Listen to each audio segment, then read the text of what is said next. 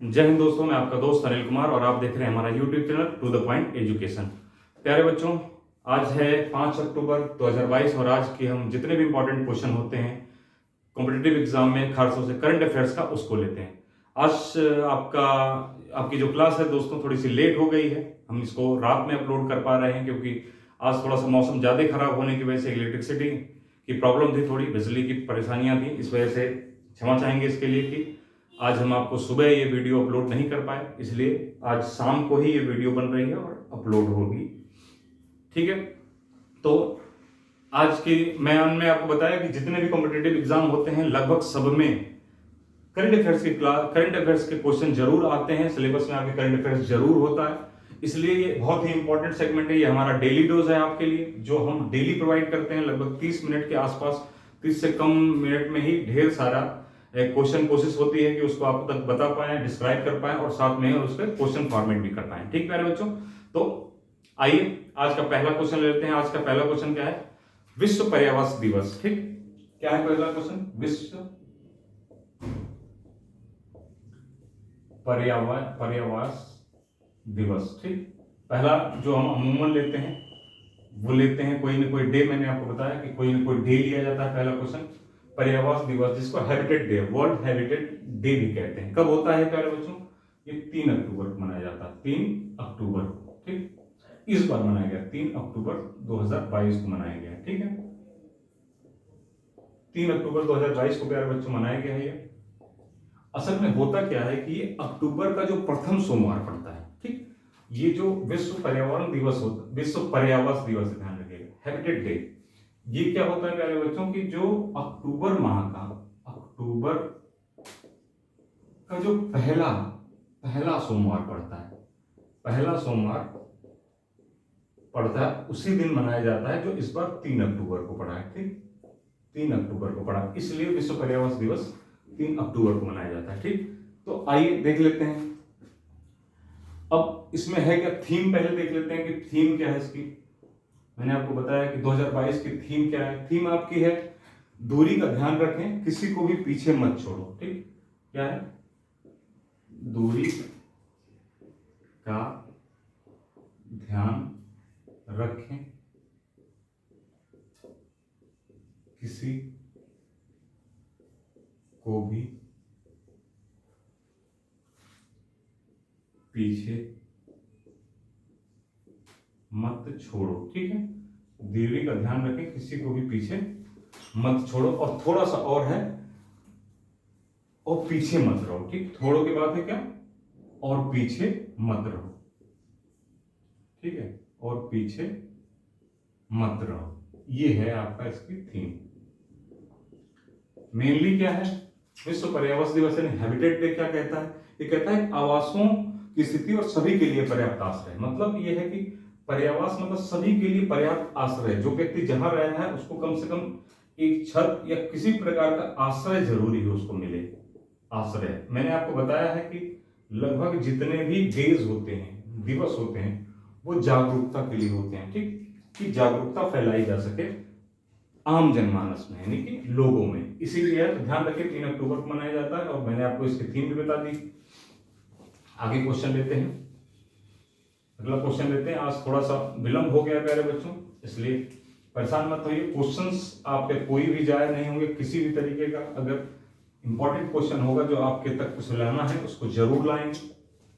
थोड़ा विलंब हो सकता है, थोड़ा लेट हो सकता है, कुछ परिस्थितियों, कुछ प्राकृतिक आपदाओं की वजह से भी समस्याएं आ जाती हैं। अगला क्वेश्चन देख लेते हैं, हमारा क्या है? अगला क्वेश्चन है इंपॉर्टेंट, देख लीजिए, मतदाता जंक्शन।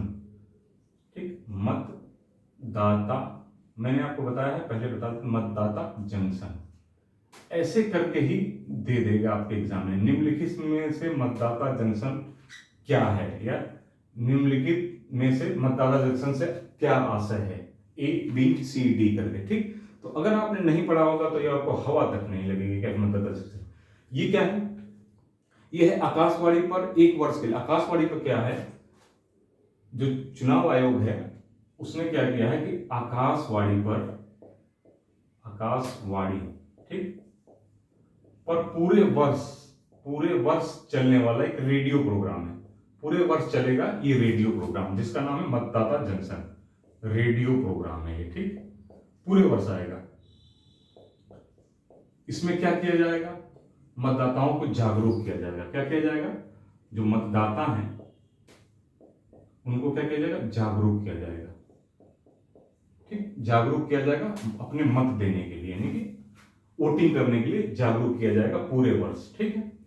मतदाता जंक्शन, ठीक, अभी हाल ही में आपने को बताया था मैंने कि पंकज त्रिपाठी जो एक्टर्स हैं, पंकज त्रिपाठी, उनको जो है चुनाव आयोग ने क्या किया है, ये नेशनल आइकॉन घोषित किया है। किसका, चुनाव का ही इलेक्शन कमीशन ने आइकॉन घोषित किया है, ठीक है, मतदाता का जागरूक करने के लिए, ठीक। अब मतदाता जंक्शन आ गया है। मतदाता जंक्शन के अंदर एक रेडियो प्रोग्राम है, क्या है, एक रेडियो प्रोग्राम आकाशवाणी, जो आकाशवाणी पे आएगा, एफएम के जो चैनल है उस पर आएगा, रैम्बो एक चैनल है उस पर आएगा, इस तरीके 3-4 चैनलों पर ही आएगा मतदाता जंक्शन। और ये पूरे वर्ष रेडियो प्रोग्राम है जो मतदाताओं को जागरूक करने के लिए चलता रहेगा। आसान क्वेश्चन है, लेकिन यह है कि अगर आप नहीं जानेंगे तो क्वेश्चन गलत हो जाएगा, ठीक है। ये जानना जरूरी है कि मतदाता जंक्शन क्या है। बड़े हल्के हल्के क्वेश्चन प्यारे बच्चों आते हैं एग्जाम में, लेकिन आप उस हल्के हल्के क्वेश्चन पे एक ट्रैप होता है, जिस ट्रैप में फंसा दिया जाता है आपको, कि एग्जामिनर का काम यही है कि आपसे क्वेश्चन गलत कराए, वो भी हल्के हल्के क्वेश्चन गलत कराए, यही उसका गुण है। इसीलिए एग्जामिनर क्वेश्चन सेट करता है, क्वेश्चन के साथ साथ उसके जो ऑप्शन होते हैं उनको सेट किया जाता है, ये चीज समझते हुए, क्योंकि एक्सपीरियंस्ड होते हैं वो, एग्जाम को बहुत सारा दिए होते हैं या उसी परीक्षाओं को पास करके चीजों को देखे होते हैं, इसलिए वो उसी सब्जेक्ट के उसी चीज के विद्वान होते हैं, इसलिए वो समझते हैं कि बच्चा आखिर एटलीस्ट गलती कहाँ करेगा, ठीक। यही चीज, यही काम आपके टीचर का भी है कि टीचर यही बताता है कि वो एग्जामिनर आपको एक क्वेश्चन के रूप में कैसे देगा, और टीचर ये बताता है कि आप जो एग्जामिनर ने आपको दिया है वहां पर जो क्वेश्चन बनाया है उसको आप क्रैक कैसे करोगे। यही सा और मात का खेल है। इसी सामात खेल में अगर जो बच्चा निकल जाता है वो आगे बढ़ जाता है, और जो रह जाता है वो रह जाता है, ठीक। आइए अगला क्वेश्चन ले लेते हैं। अगला है, अगर कोई नया राज्यपाल नियुक्त होता है तो क्वेश्चन में बनता है कभी का, ठीक, जरूरी नहीं कि क्वेश्चन आए ही, लेकिन राज्यपाल अगर कोई नया नियुक्त होता है, गवर्नर जिसको इंग्लिश में कहते हैं, तो क्वेश्चन बनता है। ये क्वेश्चन इसलिए भी इंपॉर्टेंट है कि मेघालय के राज्यपाल अभी बदले हैं, मैं अभी आपको बताऊंगा। मेघालय, ठीक, मेघालय के राज्यपाल नए बने हैं, उनका नाम बताऊंगा, फिर मैं बताऊंगा कि इंपॉर्टेंट क्यों है। राज्यपाल बने हैं, क्या है, बीडी मिश्रा। नए राज्यपाल जो हुए हैं, क्या नाम है उनका, बीडी मिश्रा, ठीक है, बीडी मिश्रा। बीडी मिश्रा जो है प्यारे बच्चों, ये 2017 से जो है, ये 2017 से अरुणाचल प्रदेश के गवर्नर हैं, अरुणाचल प्रदेश के गवर्नर हैं। इन्हीं को अतिरिक्त कार्यभार दे दिया गया है, कहां का, मेघालय का। इनको ही अतिरिक्त कार्यभार दिया गया है, मेघालय का, ठीक है। इंपॉर्टेंट क्यों है बहुत ज्यादा, कि मैं आज ये बता रहा हूँ, राज्यपाल तो बहुत बदलते रहते हैं। मेघालय के जो राज्यपाल थे उनका नाम था, अभी से पहले जो थे वो सत्यपाल मलिक, ठीक है, सत्यपाल मलिक थे, जो लगातार अपने विवादित बयान नहीं करेंगे, लेकिन खासतौर से अगर देखें तो किसानों के समर्थन में क्या कर रहे थे, लगातार वो पक्ष ले रहे थे, और सरकार विरोधी, अपनी ही सरकार की विरोध में किसानों के समर्थन लेते हुए बात कर रहे थे लगातार। तो लगातार आप देखेंगे सत्यपाल मलिक का नाम जो है लगातार उछल रहा था। सत्यपाल मलिक ने ये कहा किसानों के समर्थन में, ठीक, किसान आंदोलन जो भी हो रहे थे उनके समर्थन में खूब बोला, और भी बहुत सारे इनके बयान आ रहे थे जो एक तरीके से अपनी सरकार पर ही ये कटाक्ष करते रहते थे। इसलिए इंपॉर्टेंट है, क्योंकि सत्यपाल मलिक मेघालय के गवर्नर थे, राज्यपाल थे, इनको हटा करके बीडी मिश्रा, इनका कार्यकाल पूरा हो गया था, कोई हटाया नहीं गया है, इनका 5 वर्षीय जो कार्यकाल था, 5 वर्ष के लिए होते हैं, ये 5 वर्षीय कार्यकाल पूरा हो गया था, ठीक, याद रखना है आपको। इंपॉर्टेंट क्वेश्चन है, बहुत सारी चीजें देखिए, क्वेश्चन कैसे इंपॉर्टेंट हो जाते हैं, बहुत सारे क्वेश्चन। अब आपको अगर राज्यपाल पूछ देगा तो बहुत सारे बच्चे ये कहते हुए मिल जाते हैं, कह रहे यार क्या क्वेश्चन बनाया इसने, बेवकूफा के क्वेश्चन है, फिर राज्यपाल कहीं का चेंज हुआ तो क्वेश्चन थोड़ी बन जाता है वो। लेकिन क्वेश्चन बनता क्यों, इसके पीछे कोई ना कोई रीजन होता है, बिना रीजन के एग्जामिनर कोई क्वेश्चन नहीं बनाता है, ठीक। तो उसके पीछे अगर राज्यपाल पूछेगा कि मेघालय में हाल ही में नए राज्यपाल कौन बने हैं, या मेघालय के से पहले राज्य किसको हटा करके कौन हटे हैं, तो ये इसलिए इंपॉर्टेंट होगा क्योंकि वो सत्यपाल मलिक थे जो लगातार विवादों से घिरे रहते थे, और बहुत सारी चीज़ों उन पे अगर आप जाकर देखेंगे यूट्यूब पे और नेट पे तो आपको चीज़ें मिलेंगी। ठीक है, तो ये है आपका। अगला देख लेते हैं।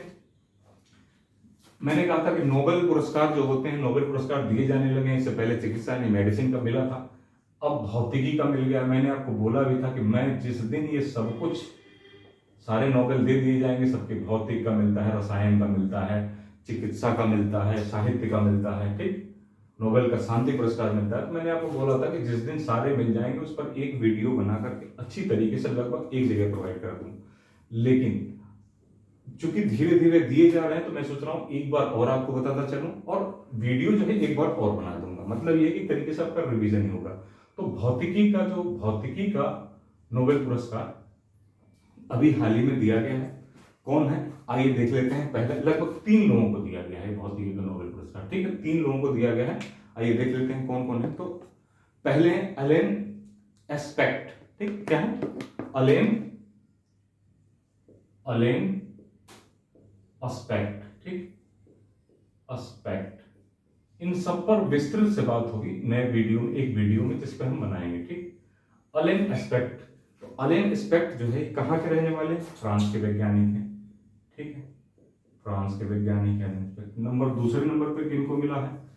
अलेन एस्पेक्ट, ध्यान रखिएगा कहाँ है? फ्रांस के वैज्ञानिक है। दूसरे नंबर पे है जॉन एफ क्लाउजर। ठीक, जॉन एफ क्लाउजर। ठीक, कहाँ के हैं ये? अमेरिका के वैज्ञानिक हैं। अमेरिका के वैज्ञानिक हैं ये। ठीक, नंबर 3 पे कौन है? 3 लोगों को भौतिकी का नोबेल पुरस्कार मिला है। नंबर 3 पर हैं आपके एटन जिलिगर। ठीक, कौन है? एटन जिलिगर। ठीक, जिलिगर, ये है ऑस्ट्रिया के। ठीक है, ऑस्ट्रिया के। अब आप ध्यान रखिएगा कि अगर आप कहीं और से पढ़ते हैं और नाम में थोड़ा बहुत अंतर आता है तो उस पर माइंड मत करिएगा, क्योंकि ये सारे नाम हैं अंग्रेजी के नाम। इंग्लिश, फ्रांस में क्या है? फ्रेंच बोली जाती है तो फ्रेंचियन नाम होगा। ठीक, प्रोनाउंसिएशन में अंतर आएगा। हिंदी में लिखा गया है इसलिए थोड़ा, इंग्लिश में लिखा जाने पर भी चूंकि ये फ्रेंच नाम है तो इंग्लिश में भी थोड़ा बहुत अंतर आ जाएगा। अमेरिका में चूंकि इंग्लिश चलती है तो जॉन एफ क्लाउजर, इसमें बहुत ज्यादा अंतर नहीं आने वाला है, थोड़ा बहुत अगर जॉन एफ क्लाउजर में। ऑस्ट्रिया में भी अलग भाषा ऑस्ट्रियन बोली जाती होगी तो एटन जिलिगर, ये देखिए नाम अजीब सा है तो थोड़ा प्रोनाउंस में अंतर आ सकता है। ठीक है, तो बाकी किस चीज के लिए मिला है, कितना मिला है, क्या पुरस्कार है, कैसी राशि है, कैसे करके होता है, कैसे मिलता है, इन सब पर बात करेंगे अलग से वीडियो में। अभी आप ये ध्यान रखिए, नाम अलेन एस्पेक्ट, जॉन एफ क्लाउजर और एटन जिलिगर, इन तीनों लोगों को भौतिकी का नोबेल पुरस्कार मिला। सिर्फ इतना आपको जानने की जरूरत है अभी। बाकी अलग से हम एक से आपको बता देंगे वीडियो में। सारे जितने भी नोबेल पुरस्कार हैं उनको सबको एक जगह समेट करके वैसे ही बता देंगे जैसे आपने हमारा देखा होगा। ग्रैंड स्लैम हमने बताया था, ग्रैंड स्लैम विनर 2022 का वीडियो पड़ा हुआ है, अगर आपने नहीं देखा है तो देख लीजिएगा। इसी चैनल टू द पॉइंट पर ही वो वीडियो पड़ा हुआ है और आप उसको वहां से देखेंगे तो एक साथ में सब बता दिया गया है। ठीक है, अगला क्वेश्चन ले लेते हैं। अभी क्या है? युवा 2। ठीक, एक स्कीम है, एक योजना है युवा 2। ठीक, अब निम्नलिखित में से युवा 2 क्या है यही पूछ लेगा। ठीक है, तो क्या है युवा 2? ये इसको कह रहे हैं यंग, अपकमिंग और वर्सेटाइल। यंग, अपकमिंग और ये है वर्सेटाइल। ठीक, वर्सेटाइल। इसमें क्या है? 30% 30 वर्ष के जो कम के लोग हैं, 30 वर्ष के जो कम के युवा हैं, ठीक, इनको पढ़ना लिखना, मतलब जिनकी किताबों में रुचि है, पढ़ना लिखना, ठीक, इनकी किताबों में रुचि है, उनको प्रोत्साहित करना और उनको ट्रेंड करना ताकि वो साहित्य में रुचि लें और साहित्य में साहित्यिक चीजों के, साहित्यिक किताबों को लिखें या उसमें रुचि लें। जो 30 वर्ष की उम्र है उनको एक तरीके से ट्रेंड करना, युवा 2। ठीक, युवा 2 का क्या कह रहा है कि जितने में पढ़ने लिखने में, पुस्तक संस्कृति मेनली क्या है, एक शब्द में अगर देखा जाए तो पुस्तक संस्कृति को बढ़ावा देना। पुस्तक संस्कृति जो है पुस्तक संस्कृति को बढ़ावा देना इसका मतलब है, ठीक है। आप पुस्तक संस्कृति को बढ़ावा देने की बात कर रहे हैं। युवा 2 है, तो युवा 1 क्या है? ये असल में क्या है, युवा जो 1 है ये मई 2021 में स्टार्ट किया गया था, मई 2021 में स्टार्ट किया गया था, और इसके जो पॉजिटिव परिणाम निकले थे, मतलब यह है कि सकारात्मक परिणाम निकले थे, इससे ही सकारात्मक परिणाम निकले थे, इससे ही एजुकेशन मिनिस्टर ने इससे ही उत्प्रेरित होकर युवा 2 स्कीम यानी कि योजना फिर से लॉन्च कर दी है। उसके अंतर्गत यही है कि किताबी संस्कृति को या पुस्तक की संस्कृति को बढ़ावा देना, 30 से कम उम्र के जितने भी साहित्यिक या उसमें रुचि लेने वाले लोग हैं उनको ट्रेन करना, उनको समझाना बताना सारी चीजें, ठीक है। इसके लिए युवा 2 स्कीम है नहीं कि योजना है, ठीक, ध्यान दीजिएगा। अगला देख लेते हैं, अभी आया है स्वच्छ सर्वेक्षण ग्रामीण।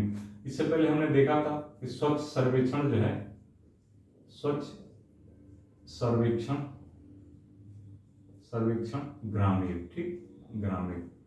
थोड़ा स्केच पेन जो हमारा मार्कर है प्यारे बच्चों थोड़ा सा अच्छा नहीं है, इसमें इंक की कमी है, इसलिए माइंड मत करिएगा। कोशिश है कि आपको दिखाई दे, क्योंकि आज मैंने आपको बताया कि थोड़ी टेक्निकली दिक्कत थी, बिजली और उसकी इलेक्ट्रिसिटी की प्रॉब्लम थी।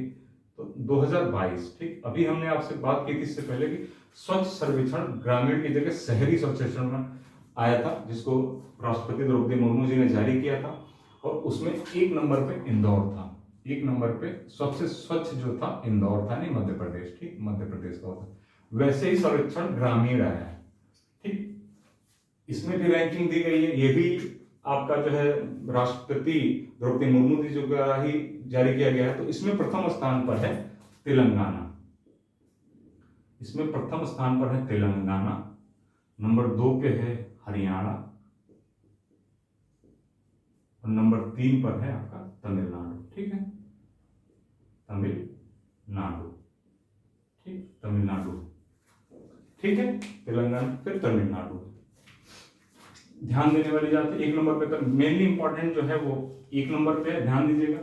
ग्रामीण और शहरी में कंफ्यूज नहीं होता है, ग्रामीण में आपका तेलंगाना हो जाएगा और शहरी में आपका इंदौर मध्य प्रदेश होगा। लगातार 6 वर्षों से इंदौर नंबर 1 पे हो रहा है, इसलिए इंपॉर्टेंट है, इसको ध्यान रखने की जरूरत है आपको, ठीक है। अब आइए एक इंपॉर्टेंट क्वेश्चन देख लेते हैं, यूपी का है, उत्तर प्रदेश का है, इंपॉर्टेंट उत्तर प्रदेश स्पेशल का भी ये हो जाएगा एक तरीके से क्वेश्चन। केंद्र सरकार के क्षमता निर्माण कार्यक्रम है, ठीक, केंद्र सरकार ने क्या किया, क्षमता निर्माण कार्यक्रम जारी किया था। क्षमता निर्माण कार्यक्रम के तहत क्या किया है कि उत्तर प्रदेश का एक पूर्व माध्यमिक विद्यालय, पूर्व माध्यमिक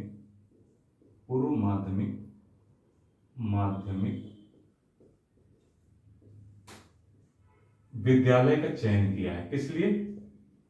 विद्यालय है जिसका चयन किया है केंद्र सरकार द्वारा क्षमता निर्माण की। ये क्या होता है? पर्सनालिटी डेवलपमेंट कर रहा है, ठीक, पर्सनालिटी डेवलपमेंट करने में पूर्व माध्यमिक विद्यालय है एक, उसका नाम क्या है जिसने ये कार्यक्रम में जो केंद्र सरकार द्वारा क्षमता निर्माण कार्यक्रम में इसको चयन किया गया है कि मतलब यह स्कूल जो है क्षमता निर्माण में पर्सनालिटी डेवलपमेंट कार्यक्रम में बहुत अच्छा कर रहा है। तो ये एक जिला है उत्तर प्रदेश का, सिद्धार्थनगर, ठीक, सिद्धार्थनगर एक जिला है उत्तर प्रदेश का। सिद्धार्थनगर की जिले के अंदर एक तहसील है डुमरियागंज, इसका नाम है डुमरियागंज, याद रखिएगा, सब कुछ इंपॉर्टेंट है। डुमरियागंज है, तहसील है डुमरियागंज, ठीक। मैं बोल रहा हूँ थोड़ा आपका मार्कर बहुत अच्छा नहीं हो पा रहा है, इसलिए इनकी कमी होने की वजह से इंक डाल नहीं पाए हैं, इसलिए दिक्कत आ रही है, लेकिन मैं कोशिश कर रहा हूं कि आपको बता दूं। सिद्धार्थनगर का डुमरियागंज तहसील है, जिला है, ये है तहसील, ठीक, तहसील। इसका एक पूर्व माध्यमिक विद्यालय है, ठीक, उसका नाम क्या है? हुसड़ी औसानपुर, ठीक, नाम क्या है? हुसड़ी औसानपुर, इसका चयन किया गया है, ठीक। इस पूर्व माध्यमिक विद्यालय का चयन किया गया है, किस लिए?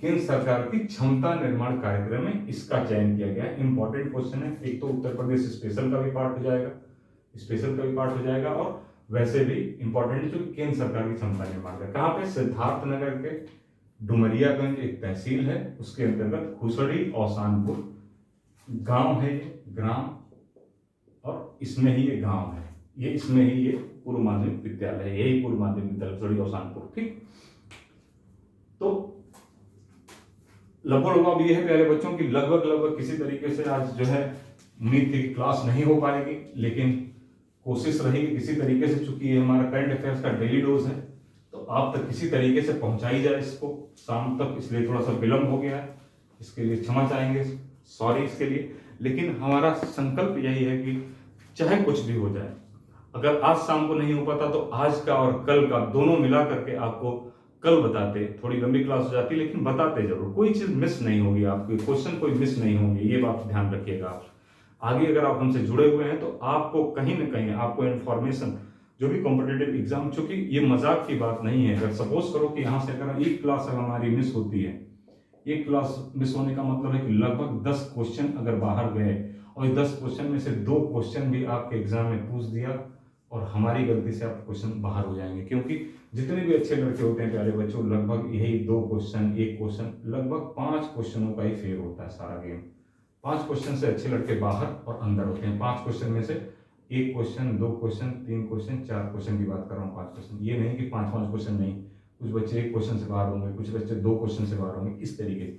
इसलिए ये बहुत ही करीबी लड़ाई होती है, बहुत करीबी लड़ाई होती है इसको, इसीलिए कॉम्पिटिटिव एग्जाम प्रतियोगी परीक्षा कहा गया। प्रतियोगी, ठीक, प्रतियोगी क्या होता है? एक दूसरे का प्रतियोगी होना, मतलब आपके बगल में ही बच्चा बैठा हुआ बच्चा अगर आपसे बेहतर तरीके से कर रहा है तो हो सकता है कि उसके अधिक नंबर आएंगे और आपके कम आएंगे और आप बाहर होंगे, वो अंदर होगा। ऐसे ही होता है, 2 पार्टनर होते हैं, एक साथ पढ़ रहे होते हैं, एक अंदर होता है एक बाहर होता है, ऐसा खूब होता है, आप भी जानते होंगे, आपके साथ भी ऐसा होता होगा। तो इसीलिए इसको कहा जाता है प्रिपरेशन, प्रतियोगी परीक्षा, कॉम्पिटिटिव एग्जाम। तो हमारी वजह से आपको नुकसान ना हो, इसका पूरा ध्यान रखा जाएगा, इसके लिए। आज जरूर थोड़ा सा विलम्ब हुआ है, लेकिन आप चाहें तो एक दिन थोड़ा ज्यादा टाइम निकाल करके थोड़ा लेट देख लेंगे, ठीक है प्यारे बच्चों। तो आज की हमारी क्लास यही थी। आज प्यारे बच्चों आज हिंदी की क्लास जो समीक्षा अधिकारी, सहायक समीक्षा अधिकारी की हो जाती है, वो आज नहीं हो पा रही है। इन्हीं सब कारणों की वजह से कुछ समस्याएं हैं जिसकी वजह से नहीं हो पाई। कल से ही कंटिन्यू होंगी दोनों क्लास, यानी कि मॉर्निंग में हो जाएगी करंट अफेयर्स की क्लास और शाम के टाइम आपकी हिंदी की समीक्षा अधिकारी की क्लास लगातार कंटिन्यू चलती रहेगी, ठीक है प्यारे बच्चों। जय हिंद, नमस्कार। मैं हूं आपका दोस्त अनिल कुमार और आप देख रहे हैं हमारा YouTube channel to the point education. Subscribe करिए, दोस्तों के साथ शेयर करिए, यही हमारी कामना है। जय हिंद।